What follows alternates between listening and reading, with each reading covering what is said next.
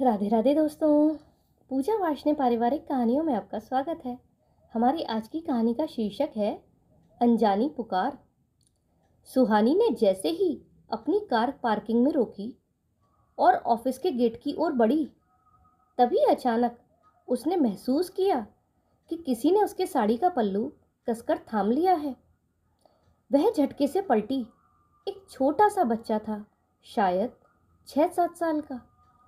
उसकी आंखों में अजीब सी चमक और चेहरे पर थकान थी। उसने कांपती आवाज में कहा, मम्मी, तुम मुझे छोड़कर कहाँ चली गई थी? सुहानी चौंक गई। क्षण भर को उसका दिल रुक सा गया। कौन हो तुम और ये कैसी बकवास कर रहे हो? उसने पल्ला झाड़ते हुए कहा। इससे पहले कि बच्चा कुछ और बोल पाता, गार्ड भागता हुआ आया और बोला, मैडम जी, माफ करना, आप जाइए, मैं इसे देखता हूँ। सुहानी ने खुद को संभालते हुए कदम तेज कर दिए। गेट पार करते समय उसने एक बार पलटकर देखा तो गार्ड उस बच्चे को धक्के दे रहा था और बच्चा जिद से बार बार भीतर आने की कोशिश कर रहा था। उसका मासूम चेहरा सुहानी की आंखों में उतर गया, लेकिन उसने सिर झटककर खुद को काम में डुबो दिया। सुहानी अपने कैबिन में बैठकर काम में लग गई।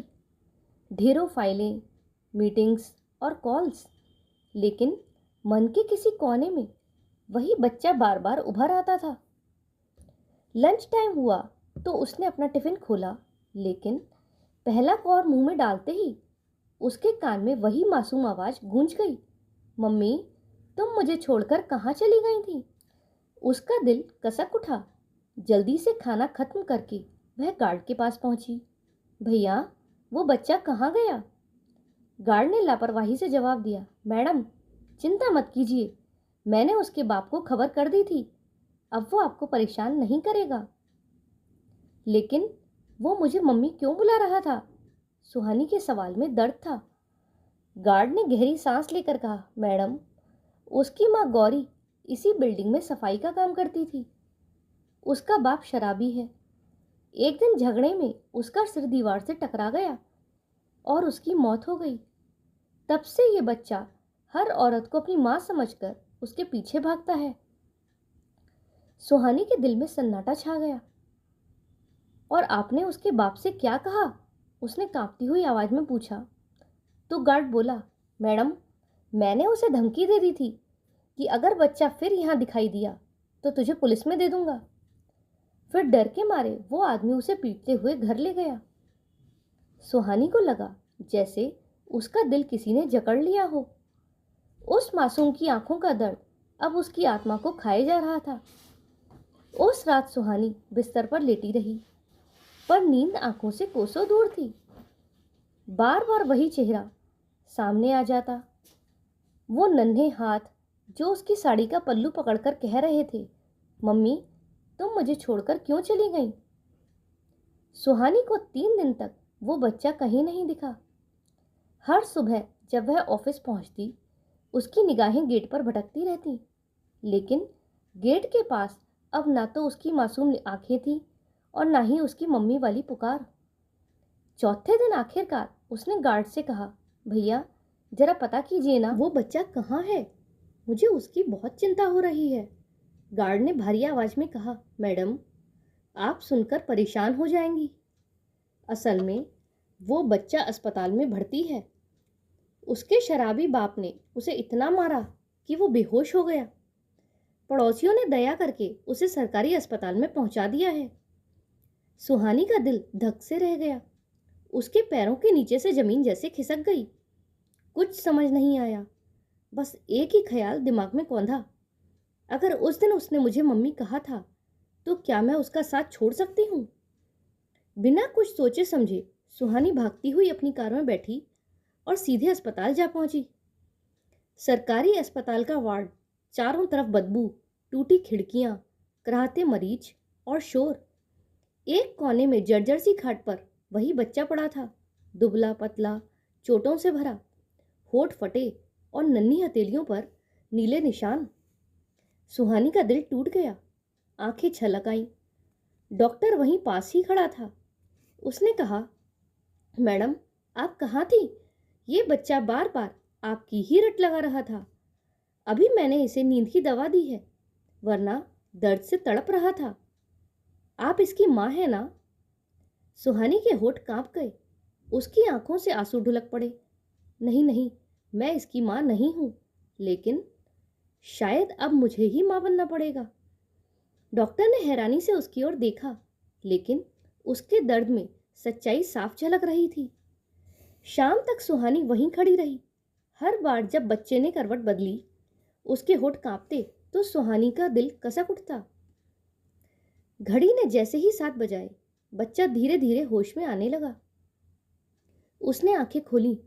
उनिंदी कमजोर नजरें सीधी सुहानी पर जा टिकी। फिर उसके होठों से टूटी सी आवाज निकली, मम्मी तुम मुझे छोड़कर क्यों चली गई? देखो पापा ने मुझे कितना मारा। बस उस एक वाक्य ने सुहानी की आत्मा को चीर दिया।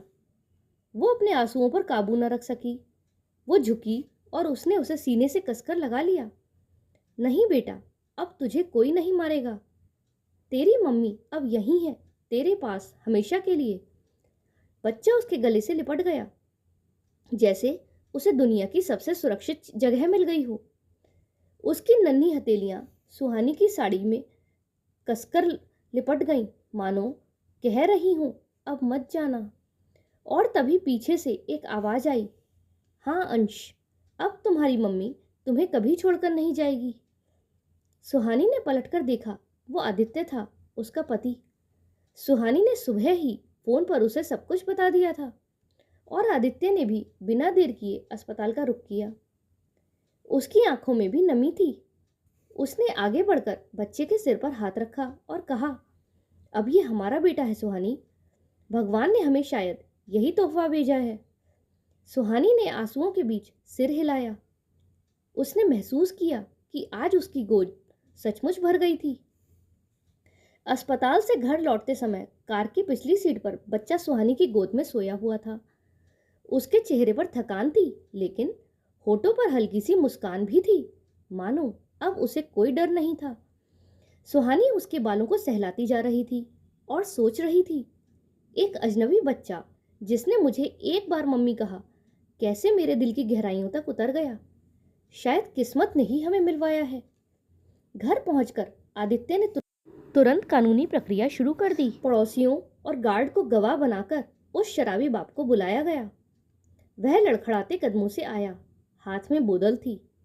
आदित्य ने सख्त लहजे में कहा, देख, अगर तूने इस बच्चे पर फिर हाथ उठाया तो तुझे जेल में सड़ा दूंगा। तुझसे ये बच्चा छीन लिया है हमने।